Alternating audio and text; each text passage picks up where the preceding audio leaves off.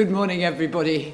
It's a great privilege and pleasure to be here this morning to say a very few words about the morning's lecture from Alexandra Sapoznik and why we, the Wax Chandlers Company, a City of London livery company, are pleased to sponsor this and also to sponsor its recording and the recording of 3 other talks. Let me introduce Alexandra to you. She's a senior lecturer in late medieval history at King's College, London. And her research focuses on the relationship between economy, environment, and culture in Britain and Europe. There was a huge demand at that time, and Alexandra will explain why it was needed and how it was acquired. But you didn't come to hear me, and it's time to sit down. Thank you very much. Thank you for that introduction, and thank you to the Worshipful Company of Wax Chandlers for sponsoring this talk. I'm Alex Sapoznik. I ran a project called Bees in the Medieval World, Economic, Environmental, and Cultural Perspectives that was funded by the Leverhulme Trust. And for that project, we had 2 postdoctoral research associates, Luis Salas y Fava, who worked on the archives of the Mediterranean and specifically the Crown of Aragon, and Mark Whelan, who worked on German-speaking Europe and specifically the Hansa region. And I'll be talking more about that project tomorrow. And it ran from 2018 to 2021, so challengingly over COVID, but we're still coming out with our research findings, so it's still sort of an ongoing project. But it actually developed from another project that I had, funded by the British Academy and Leverhulme, small grant called Bees in the Medieval Landscape, that was about beekeeping in England. So I've been studying the history of honeybees for a surprisingly long time now, and I'm delighted to get to talk to actual bee people about them. So I should have a disclaimer, which is that I'm not a beekeeper, but I am interested, obviously, in bees, and I look forward to always learning more. So in this talk, I'll address the central role of beeswax in late medieval Christianity, why beekeeping was so important, some of the ways in which it was used, so purchases by large religious institutions and also parish churches, and of course the role of wax candles in all of that, and how this demand was met in England through domestic supply, but also international trade. So why was beeswax, and especially why were wax candles, so important to medieval Christians? So we might think, what did medieval people think about bees? They had lots of thoughts about bees. Here's one from Isidore of Seville, who was the last of the church fathers. And he wrote in his etymologies, "It is correct to say that bees are born from oxen, just as hornets come from horses, drone bees from mules, and wasps from asses." I'm sure this is exactly what you think too. But it reflects this medieval belief that bees were the tiniest of birds which sprang spontaneously from the putrefying flesh of cows, obviously. But this idea of spontaneous generation was actually really important. Medieval Christian writers believed that bees were chaste. In a world before removable frame hives, they didn't observe any mating in bee colonies, and the implications of that were profound. Medieval theologians associated the virginity and chastity of bees with the 2 figures whose virginity and chastity were central to the Christian faith, Christ and Mary. And this religious symbolism had a singularly important practical consequence because it meant that beeswax candles were necessary for the Mass. In the 13th century, the Welsh Gwentian Law Code said that the origin of bees is paradise, and because of the sin of man, they came from thence, and God conferred his grace on them, and therefore the Mass cannot be said without wax. So strong was the association of virginity with bees and consequently with wax candles that the feast of the purification of the Virgin Mary was known as Candlemas. When the wax for the year was blessed and Christians brought a candle offering to the priest to burn in front of an image of Mary. Christ himself, the light of the world, was compared to a candle. The wax his body, the wick his soul, and the flame the Godhead. Indeed, the whole of the Easter message was conveyed through this imagery of light and dark, in which the paschal candle was central. In cathedrals, this candle often weighed 200 pounds or more. It was often painted, it was inlaid with incense, it was by far the largest and the most lavishly decorated candle used in the liturgical year. But even in parish churches, the typical Paschal candle weighed 30 or 40 pounds. The Easter sepulchre, which was the box in which the consecrated host was placed from Good Friday to Easter Sunday, was surrounded in a blaze of funereal light, in a symbolic reenactment of Christ's death, burial, and resurrection. At St. Mary's in Cambridge, 248 pounds of leftover wax were handed over by the wardens of the sepulchre light to their successors in 1523. And year-round, candles lit the altars, burnt on the roods and before each image, shrine, and around many tombs in every church in Europe. We have a list here of where, if you walked into a medieval church, obviously parish churches in England look really different than what they looked like in the Middle Ages. But this is where, if you walked into a church, these are all the places where you would expect to see in your average parish church candles. And of course, in larger religious institutions where there are lots more crosses and other places where the Bible were read, then we see a number of other uses for wax as well. So, the point is that there's a lot. And the amount used in churches could be enormous. Before the Reformation, Westminster Abbey bought about 1,400 pounds of wax a year, which was the cost equivalent of about 2,000 days' wages for your average agricultural worker at the time. And this was just for its main altar and routine uses. But even smaller churches could use enormous amounts of wax. The parish church of Arlington in Sussex paid to have candles made to burn before an image of St. Michael, and candles for the altars of Saints Catherine, Margaret, and St. Pancras, and also in front of a number of other lights which aren't specified in their accounts.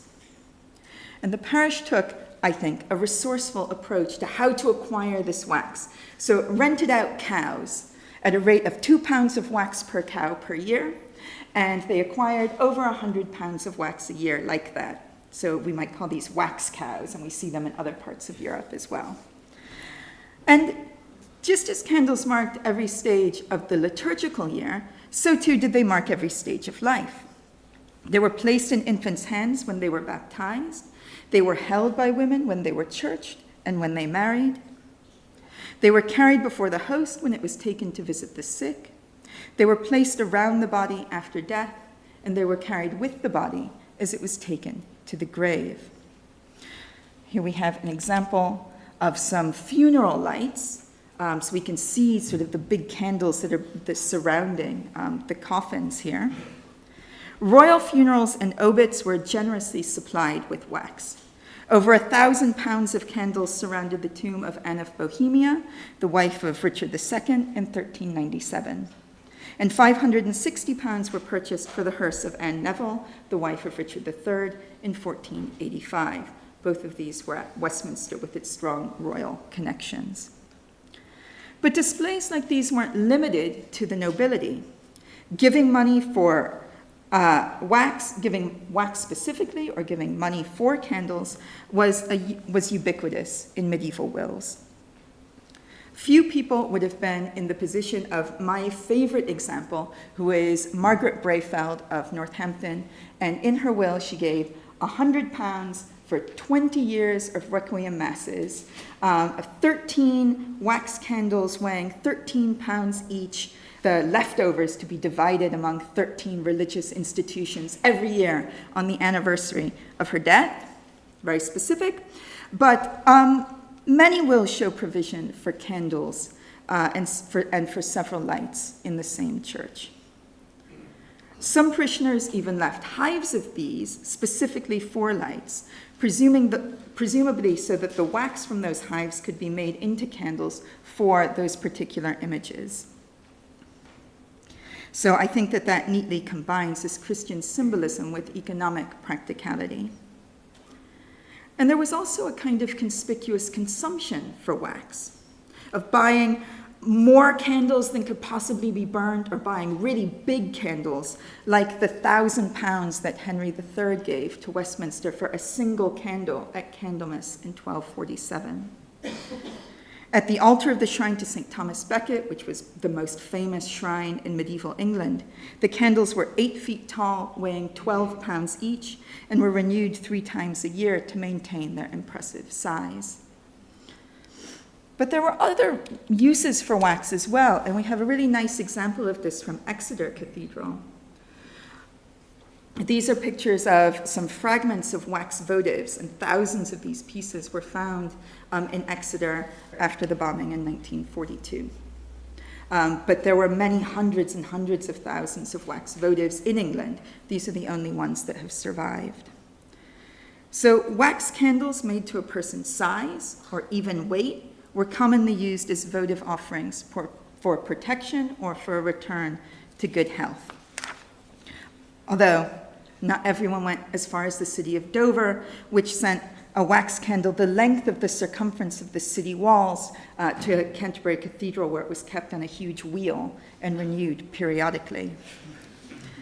But thousands and thousands of wax eyes, limbs, breasts, and other body parts, and we can see some of those here, were left at shrines. And every religious procession involved carrying wax candles. Every ship that sailed was provisioned for prayer. Candles blessed at Candlemas were thought to have protective properties and were relit in times of danger throughout the year. So medieval churches and many other places were absolutely ablaze with candlelight.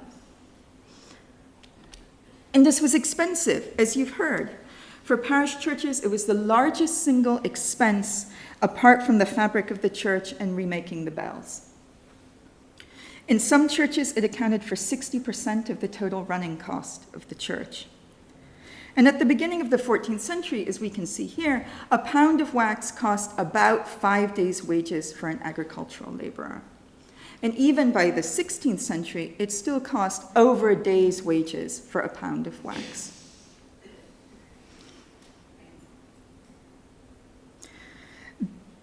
Then, of course, this wax needed to be made into actual candles, and chandlers charged between a halfpenny and a penny per pound for their labor to make the candles, and the wick was an additional cost.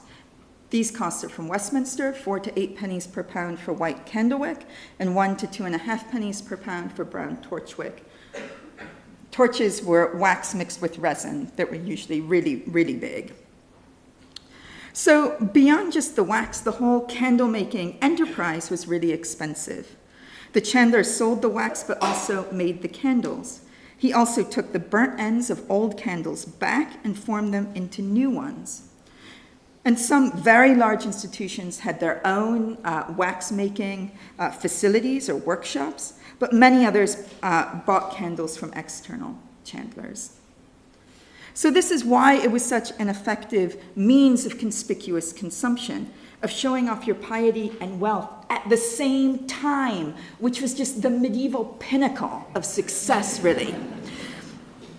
So these really big, lavish displays of light for services, life cycle events, daily devotions, and so on, created a lot of surplus because you wanted to have more than you were actually using. So then we have lots and lots of candle ends as well.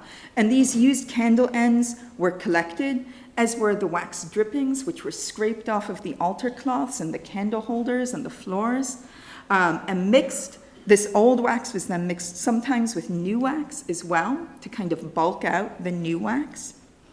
And we also know that wax chandlers rented candles out to people who wanted to use them. The 1371 provisions of the Wax Chandlers Guild note this, I believe, at a cost of 9 pennies per pound of wax. And you got the holder as well, so the whole thing kind of came as a package. Convenient, I think. Given how expensive it was, of course, there were also arguments over who should properly receive this leftover wax. And We see this, for example, at St. Paul's, where the dean and canons of the cathedral were locked in this battle with the Bishop of London over who should get the leftover candles from a single image of Mary in the cathedral, which I think indicates the scale of this wax consumption and its expense.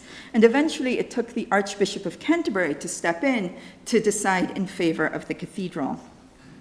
At Abingdon in Oxfordshire, the monks petitioned the Pope to get their customary candle from each parishioner that they buried. Leftover wax could also be given as charity, and especially the leftover wax from Paschal candles was turned into candles for funerals of the poor.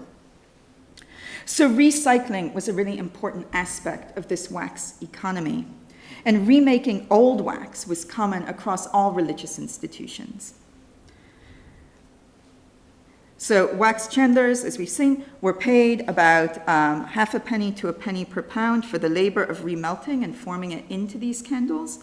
And shrines were also keen to recoup costs through this reuse of wax. So at Ely, the keepers of the shrine to St. Etheldreda, which we have forgotten about now, but was one of the most important shrines, certainly in the east of England, and is one of the reasons why Ely is so fancy.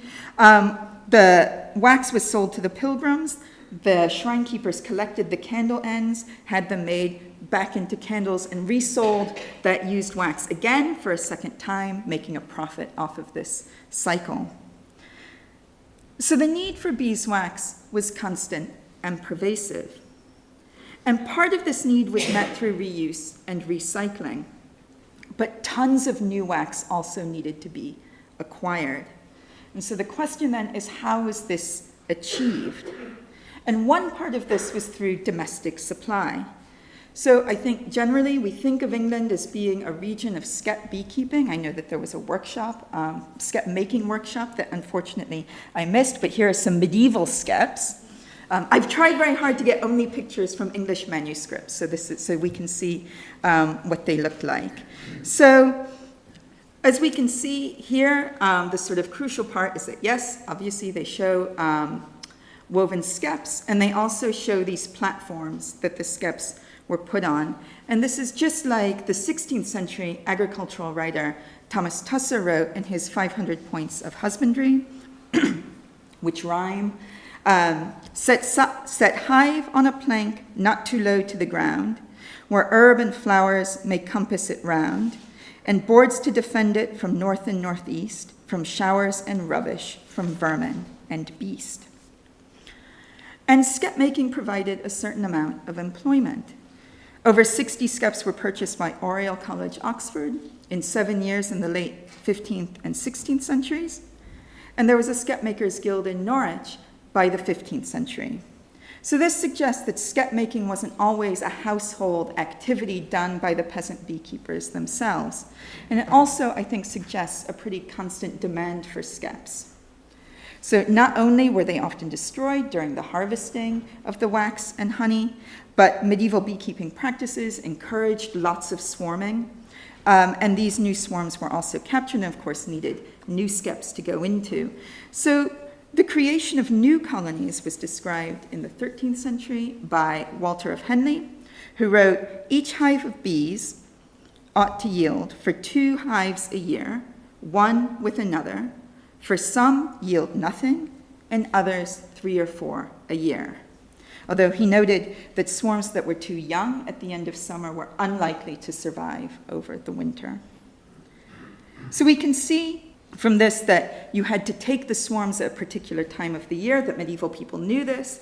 Thomas Tusser thought that midsummer was the right time to do this. And again, he wrote, "Now burn up the bees that you mind to drive. At midsummer drive them and save them alive.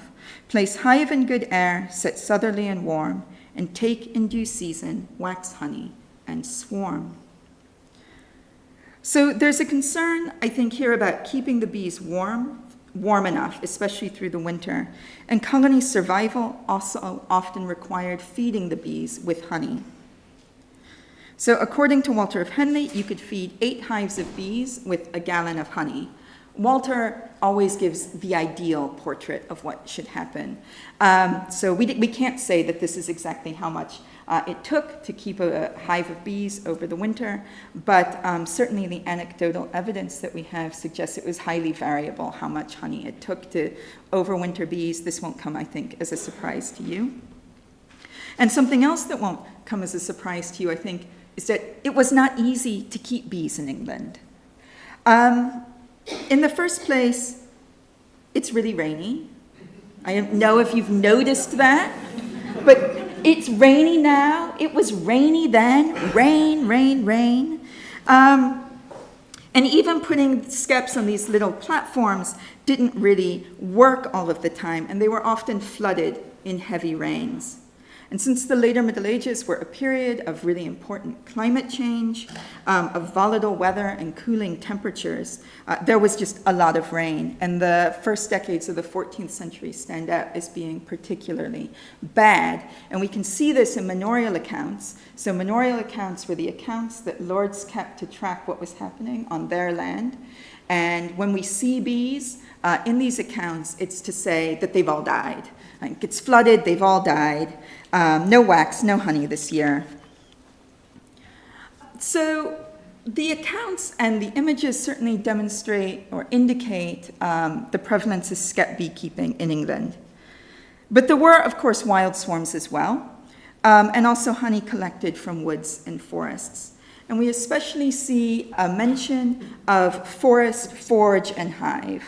So medieval people had lots of use for charcoal. They burnt acres and acres and acres of wood for charcoal, and their forges were also often out in forested areas. And since these areas also provided plentiful bee forage, it seems that it was common for people working the forges to also have a few hives out there as well. But the overwhelming majority of beekeeping in England seems to have taken place in skeps. And even though it was hard to keep bees, they drowned, they died, beekeeping in England was extremely widespread. And we get a sense of this from medieval wills as well.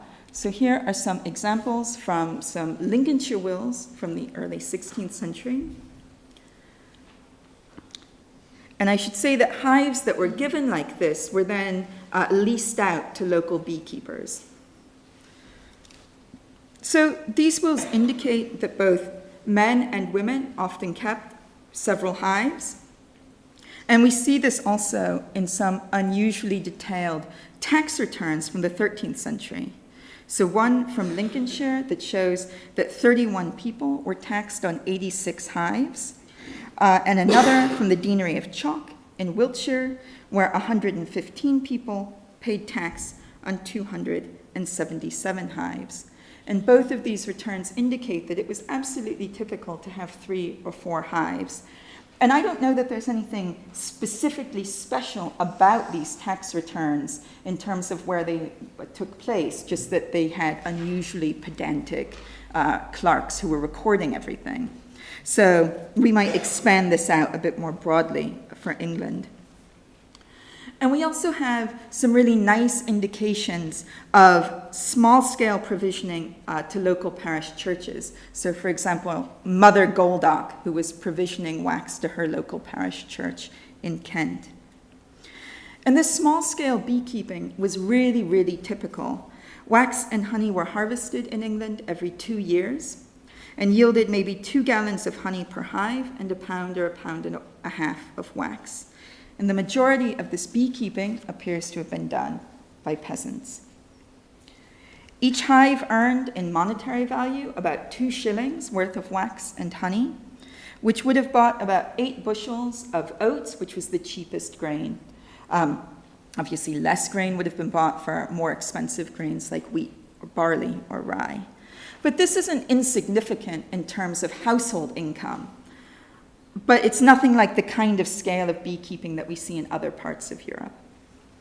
And also, if we think about how much wax was needed to meet demand, then we're talking about hundreds and hundreds of thousands of skeps every year. We might estimate that the product of maybe almost 1 million skeps a year. So in terms of the bigger picture, for honey production, England pretty much produced what it consumed. We have hardly any examples of honey being imported into England. And actually, we even have an example in the 1330s where some merchants from Sandwich had imported a shipment of honey from Iberia, and they couldn't find anyone to buy it. And so they petitioned the king to be allowed to ship it on to Bruges, where they hoped to find a more receptive market. And I think that this indicates that the market for honey, at least in England, was pretty easily glutted. But wax was another matter altogether. So coming back to where we began and thinking about why medieval people needed so much wax, well, we've already seen that they used a lot of candles all of the time, and it seems also that the need for wax was growing over our period. And I think that there are a few reasons to think that the need for wax in England was particularly acute. This is kind of a messy slide, but I wanted you to have something to look at that wasn't me. So, before the Black Death, so by the turn of the 14th century and maybe a little bit afterwards, England was really highly populated. That's the first picture that you can see. In that corner is long-term population flows in England. And you can see it rising from Doomsday in 1086 until at least the turn of the 14th century. This had two important consequences for us, and the first is the expansion of intensive cereal husbandry. And this came at the expense of wastes, woods, grass, other sorts of regions that might have provided really plentiful bee forage. And I should say, this is intensive cereal cultivation in a medieval sense. This is modern, intensive cereal monocropping with chemical weed killers. But it was still enough, I think, to constrain the amount of bee forage that was available, and especially in the most highly populated areas. But also, as this population grew, so did the number of parish churches created to serve them. By the turn of the 14th century, there were almost 9,000 parish churches in England, which was a development that even contemporaries saw as making England fundamentally different from other parts of Europe. It was even one of the reasons that was given at the Council of Constance for why the English should be seen as a nation. So the Council of Constance was an ecumenical council of the 15th century, and it was to root out heretics. It's the council where Wycliffe was denounced as a heretic after his death, and also especially to try to get rid of the problem of having more than one pope, which was troubling. And it happened during the 100 Years' War. And so the English were keen to show that they were better, and in this case, because medieval, more Christian than the French. And one of the ways that they did this was by saying, we have so many churches in England. It didn't work.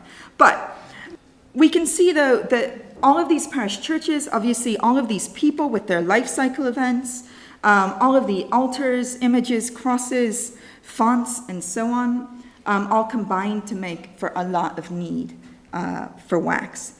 Over time, Christian religious devotion also changed. It became more elaborate. There were more services. There were more expensive, fancy processions. We see the development of Corpus Christi, which is a hugely wax-consuming sort of festival.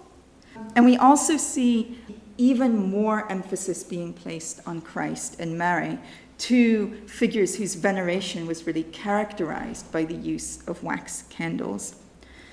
And we might also say that the need for wax then increased over our period. And here we have the Black Death. You can see a picture of death, and you can also see what happens to the population of England. I think it's pretty clear in the first image where the Black Death happens. So more people, after the Black Death, more people had more money to spend. Increased standards of living is a significant outcome of the Black Death. But there were also a lot of funerals, and then a lot of memorial masses and other remembrances. And not for nothing has late medieval Christianity been called a cult of the living in the service to the dead. So we've seen how important wax candles were for funerals. It was really the last chance that you got to show off. And so all of these factors meant that there was a huge demand for candle wax. And we've seen how this supported and was supported by domestic beekeeping. But domestic supply didn't meet all of the demand. And whereas England was a honey exporter, it was a wax importer. And there are two main wax-producing zones on the periphery of Europe: the hinterland of the Baltic and North Africa. I'll be talking more about these tomorrow, just so you know. But for England, the most important was the Baltic, and in particular, the quadrangle between Novgorod, Lviv, Smolensk, and Warsaw. And this was this highly prized wax de Polane that was traded by the German Hanse merchants. And this wax was produced in huge bee forests. Here we have an example of the famous German beekeeping, Seidelwesen. You can look at that for a moment. Imagine what it would be like. So these bee forests were made where the trees were hollowed out into big cavities and then a little door placed on top of it, and the bees were sort of left to swarm and to fill the cavities, and then the beekeepers came and they hollowed out and removed the wax and the honey. And these bee forests produced enormous quantities of wax. This so-called wax de Polane, or Polish wax, was of very high quality. And the German Hanse merchants were fanatical about maintaining its purity. They were constantly complaining that the Russians were always trying to adulterate it by putting pine cones and stones and pine resin and basically anything they could find into the wax to bulk it up. This annoyed them a lot, especially the resin, and they had a series of tests to make sure that the wax was pure that they were shipping on, which was particularly important for the Hanse because this wax they monopolized this wax trade, and so maintaining its purity and quality was really important to them. And it's clear that from the price that this was a luxury product. It was so important to the Crown of England that in 1309, when the Hanse merchants were accused of artificially increasing the prices by stopping the exports of wax, that they were brought to account in action in contempt of the king himself. This wax was shipped from the Hanseatic contour of Novgorod through Gdansk, which was called Danzig at the time, through the Sound to Bruges and London, which were the two biggest markets for wax in Northern Europe. And in London and Bruges, they met the wax coming up from the Mediterranean and the Atlantic. But to give an example of the amount of wax that was coming through the Baltic, in 10 years between 1534 and 1543, 9 million pounds of wax passed through Lubeck on its way to these two cities, London and Bruges. And what makes this especially astounding is that this is a period when the power of Lubeck has really declined. So much more wax was coming through and being taxed elsewhere. So this is just a small amount of the wax that was actually moving through the Baltic. A few years later, when the religious use for wax candles in England had been severely curtailed by the Reformation, 2 million pounds of this wax would be shipped from Flanders to Bilbao in northern Castile. So we also have this area of Mediterranean wax, which is much less important for, especially for the English trade, maybe. But we should say that it was cheaper. And I think that it's instructive that, at least for the larger institutions like Westminster Abbey, it seems to have only been purchased in times when Hanseatic wax wasn't coming in, usually because of political conflict with the Hanse. But England was such an important market for wax from the Hanse that its supply was really never in question. In 1429, amidst rumors that the English crown was going to heavily tax imports from the Hanse, the City Council of Gdansk wrote to the Secretary of the Grand Master of the Teutonic Order that the order shouldn't worry, because they wrote, "You know how much merchandise the Russians in previous years have brought over to us in terms of wax and furs, and that no one buys this, as much of this, as the English." Much of this Baltic wax was meant, of course, for wealthy households and for large religious institutions, but by no means all of it. And church wardens' accounts show that even small parish churches were buying this Polish wax, even when they were very far away from these main markets of consumption. And it was often mixed with this local wax as well. But for bigger and wealthier institutions like Westminster Abbey, which has really fantastic accounts, so I keep coming back to it, all of the wax was probably imported. And buying enormous quantities of this wax was a way of showing off. It was a way of showing how important and wealthy the institution was. So in medieval England, there was a dual economy for wax. The requirements of these larger institutions, and with their much more significant sort of recourse to funds, led them to buy this really, really fancy wax.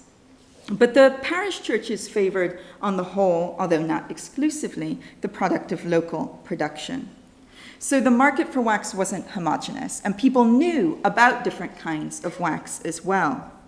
This constant recycling and reuse of wax must also have had important implications for the markets, because on the one hand, we have these large institutions that are buying wax, usually from a single wax chandler or wax dealer, all of the wax for the year. So these are obviously very, very wealthy people who can provide, almost 2,000 pounds of wax in a single go. And that must have concentrated wealth into the hands of very few.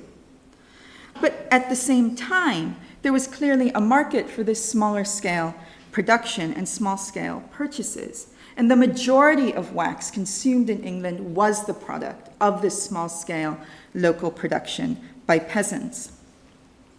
This constant need for wax by the entirety of the population of medieval England created an enormous market opportunity for local beekeepers. And this must have had important implications for peasant household incomes. The constant need for wax also profoundly entwined the laity into Christian devotion. So medieval people saw bees as tiny golden birds flung from paradise. They valued them and they imbued them with cultural significance. They saw them with awe and wonder. And they viewed them as being sort of intrinsic to what it was to be medieval, to live in medieval society. And you, as actual bee people, are helping to maintain that wonder and awe and respect for nature and for its fragile ecosystems that our medieval protagonists also had. So thank you very much.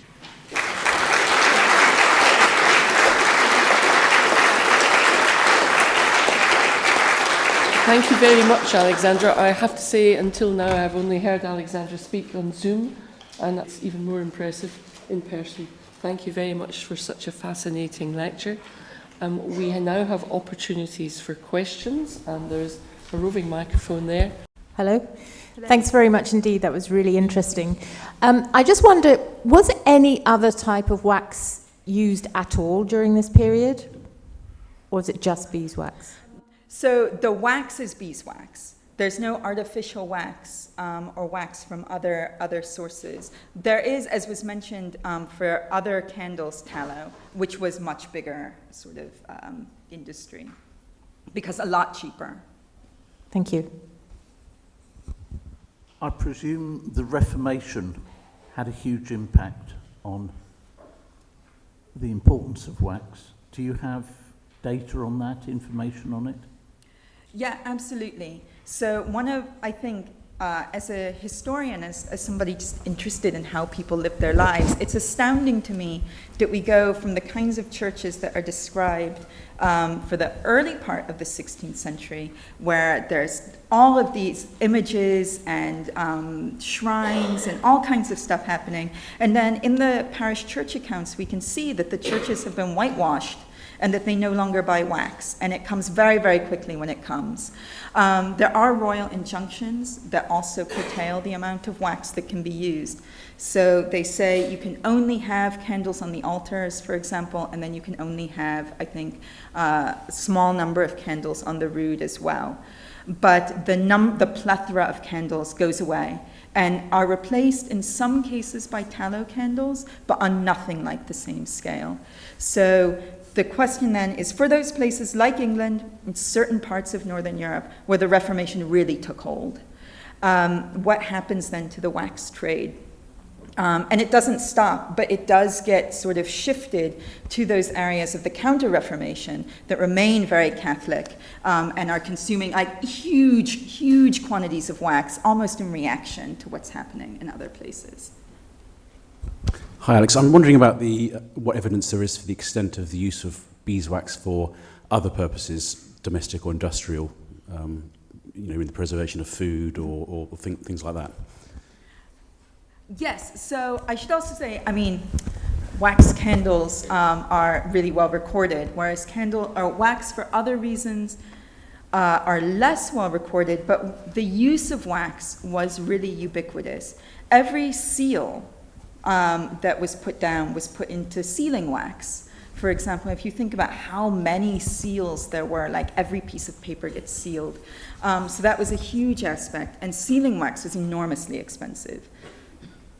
As well, and we can see from the Royal Chancery that they use imported wax, but not everyone would have. There's also lost wax casting, so all of those church bells have been cast with lost wax casting, and that must have used a huge amount of wax. So there are lots of reasons for using wax waterproofing as well, so a lot of waxed sheets going into ships and things like that. But they're not as well recorded, really. So we can imagine that lots of it happened, but we can't quantify it necessarily. But that's another huge pressure, of course. Hi, Alexandra. You mentioned 2 forms of candle wick. Do you know how they were made? No, I don't at all. No, it was just the accounts from Westminster are unusually detailed. I think they were really keen to show maybe why they were spending so much money. And so they say, because this was white candle wick. It is cotton, so I assume then that it has something to do with the quality of the cotton maybe that's being used. And if you are already spending so much money on the really white candle wax, you would also want really nice wicks. Sort of 2-part question. The first one is, do you have any idea about who was allowed to collect a wild swarm? So was it the landowner that had their rights to that swarm, or could the church, for instance, give permissions? The other question is, it must have been a really valuable commodity to have skeps of bees. Were there any thefts, or did people keep them very close to their houses to safeguard that commodity? Yeah, okay. So when we think about medieval peasants, they're surrounded by nature. They have all of these resources around them. They have woods and waste and grasslands, and they have all of the products of all the different trees, but they're actually not allowed access to them. So all of that's mediated through the manor and through seigneurial privilege. And bees are part of that. They do take, you're out in the forest, you see a swarm, you think, who's going to see me? You don't take into account your neighbor tells on you. So the rules about taking swarms vary from place to place. And in some places, you can take the swarm. It's not really doing anything for anyone if it's just out there. So you can take the swarm, but you have to give maybe half of the product of it to the Lord as a kind of rent as well. Thefts. One case that stands out to me, we don't have a lot of direct evidence of sort of ongoing beekeeping by peasants. We have these tax returns and we see evidence in other ways, but they don't appear very often in other cases. But I did read a case, which I think was in the maybe 15th, early 16th century, where a swarm from a hive had gone into someone else's yard, and they were petitioning the king, the owners were petitioning the king to get the swarm back, because every time they tried to get it, the neighbor beat them, and they were afraid for their lives. Did the wax chandlers try to influence the religious practices to increase the use of wax? I don't think they would have had a hard job doing it. I think everyone really, really wanted to participate in it. What the wax chandlers did, and as was mentioned, unfortunately, the early records of the wax chandlers don't survive. We have the ordinances, which suggest that maybe there was quite a lot of adulteration. There was adulteration of everything on the medieval market. And, you know, making candles to particular sizes as well. But I think that if you want to encourage more use, then you make it cheaper. And certainly they didn't make it cheaper. So I think that just the cultural practice was to consume as much wax as possible. And that they participated in this in the sense of making sure that the wax was pure and making sure that the candles were particular sizes and quality, but not necessarily, they didn't at the time need to encourage more. After the Reformation, of course, they need to come up with other ways to consume the wax. Hi there. So this area in northeastern Europe that was so important for wax production, is there anything to say whether this was purely just cultural or economic, or were there actually environmental reasons or climate reasons why they were producing such a high volume or high quality of wax? Yeah, I think that there are a few reasons, and one is economic and environmental in the sense that it's not highly populated and it's heavily, heavily forested. And so they can have this really land extensive kind of tree beekeeping where you can hollow out, you know, hundreds of trees and wait for bees to come and fill them up. And you can have enormous swaths of land where there might be very few actual bee trees in use at any particular time. And that's just not possible in other parts of Europe. So there's that. And then another aspect would be that they were doing it in the first place, which suggests that there is a cultural reason for it. And certainly there was a different relationship, I think, with the landscape of the native people of the Baltic. So the native people who were then colonized and subjugated by the Teutonic Order. And the Teutonic Order then overlaid its own ideas of property rights onto the property rights that had already existed. And one aspect of that was about honey trees or bee trees, and who had the rights to those. And this sort of overlaying of this Germanic property regime onto the sacral landscape of the native Balts, I think, is also an aspect of it. Thank you very much for the talk.